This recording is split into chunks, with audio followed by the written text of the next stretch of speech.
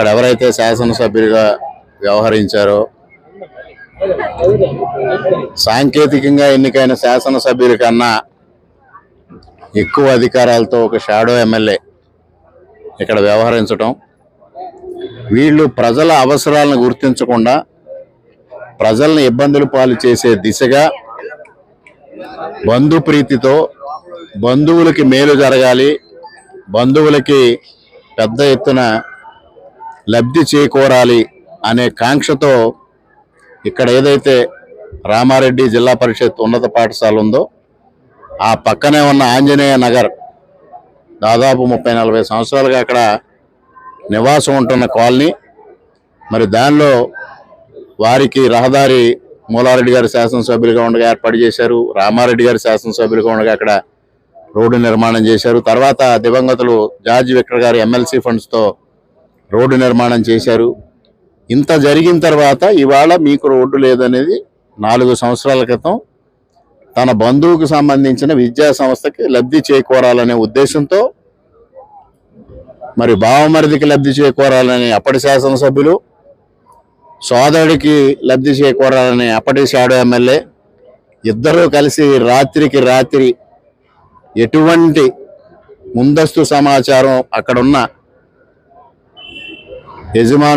ఇళ్ల యజమానులకి ఎటువంటి సమాచారం లేకుండా యుద్ధ ప్రాతిపదికన గోడ పెట్టేసి దాదాపు 200 మంది కుటుంబాలని తీవ్ర ఇక్కట్లు పాలు చేశారు.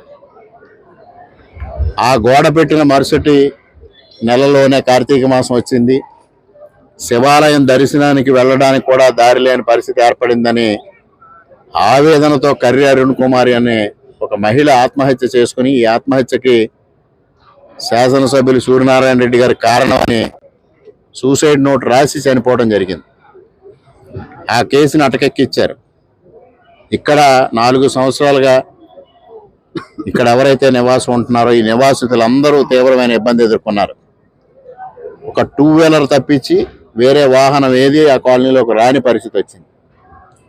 వారి బాధలు అర్థం చేసుకొని వారికి మరలా దారి ఇవ్వాలి.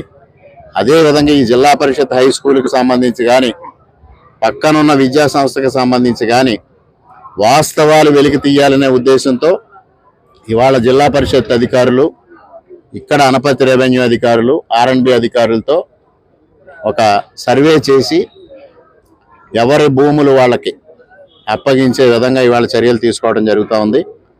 వాస్తవంగా ఎవరైనా ఆక్రమించుకుని ఉంటే ఆక్రమణను తొలగించడం జరుగుద్ది. ఆక్రమించుకోకపోతే వాళ్ళ భూమి వాళ్ళకే ఉంటుంది. ఉన్న భూమిని ఏ విధంగా ఉపయోగించుకోవాలనేది నిర్ణయం తీసుకుంటాం.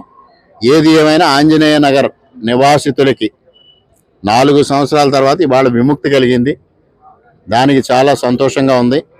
వారు ఈ 4 సంవత్సరాలు అనేక బాధలు పడ్డారు. ప్రభుత్వం అంటే ప్రజల ప్రాథమిక హక్కులు కాపాడాలి. ప్రజల ప్రాథమిక హక్కులు కాపాడిన తర్వాతే మిగిలిన వ్యవహారాలు. మానవత్వం అనేది తప్పనిసరిగా ఉండాలి. మరి వీళ్ళు అన్ని వ్యవహారాల్లోని రూల్స్ పాటించారా అని అడుగుతా ఉన్నా. మానవత్వం లేకుండా 200 కుటుంబాలను 4 సంవత్సరాల పాటు కన్నీరు పెట్టించిన ఘనత మాజీ శాసనసభ్యుడు, మాజీ షాడో శాసనసభ్యులని తెలియజేసుకుంటూ ఇవాళ వారికి అధికారుల సమక్షంలో, అందరి సమక్షంలో ఆ గోడను తొలగించడం జరిగింది. ఎక్కడైనా ఇబ్బందులు కలగజేసి ఉంటే ఎన్నింటినీ తొలగిస్తాం. ప్రభుత్వం యొక్క లక్ష్యం సుపరిపాలన అందించడమే.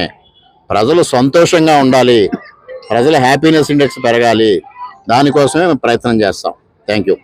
ఎమ్మెల్సీ గారు మేము ఆ ఇంట్లోకి వచ్చినప్పుడు నరకం చూసేవాళ్ళం అండి. ఎమ్మెల్సీ గారు రోడ్లు వేయించారండి. తర్వాత డాక్టర్ గారు వచ్చి గోడ కట్టించేశారండి. ఈ 5 సంవత్సరాలు చాలా ఇబ్బంది పడ్డామండి. తూము కింద వర్షం వస్తే దారి ఉండేది కాదండి. బండి వెళ్ళినా, సైకిల్ వెళ్ళినా, నడిచి వెళ్ళినా చాలా ఇబ్బంది పడేవాళ్ళం అండి. ఇప్పుడు రామకృష్ణారెడ్డి గారు వచ్చి మాకు చాలా మేలు చేశారండి. ఆయనకు ధన్యవాదాలండి.